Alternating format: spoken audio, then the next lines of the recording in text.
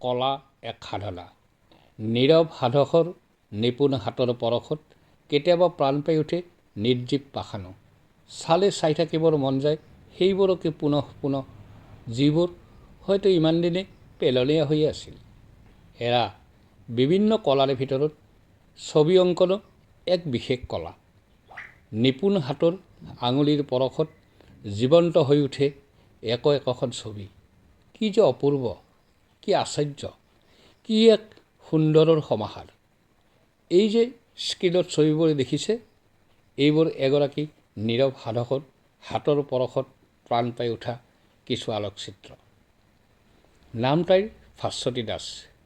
গোৱালপাৰাৰ বাসিন্দা ভাস্বতী দাসে কোনো ধৰণৰ আনুষ্ঠানিক শিক্ষা গ্ৰহণ নকৰাকৈয়ে এনেদৰে অংকন কৰি গৈছে বহুবোৰ আলোকচিত্ৰ।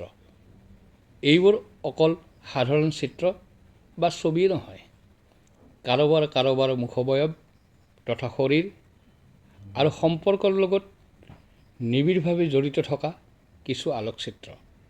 ভাস্বতী দাসে গ্ৰাহকে যোগান ধৰা ফটো অনুসৰি সেই ফটোবোৰকে এনেদৰে চিনা নিচিনাকৈ অংকন কৰে গ্ৰাহকৰ চাহিদা অনুসৰি। হয়, ডিব্ৰুগড় ইউনিভাৰ্চিটিৰ অধীনত MSW পঢ়ি থকা ভাস্বতী দাসৰ ই এক সৰু ব্যৱসায়ো। আপুনিও তাইক দুখনমান ফটো দিবচোন। কেনেকৈ অংকন কৰিব লাগে জনাব। আপোনাৰ পচন্দ অনুসৰি সেই ফটোবোৰকে অংকন কৰি অনলাইন যোগে নিশ্চয় পঠিয়াই দিব। আহক তাইক প্ৰেৰণা দিওঁ, তাইৰ এই কাৰ্যত সফল হওক, জীৱনত উন্নতি কৰক। ধন্যবাদ।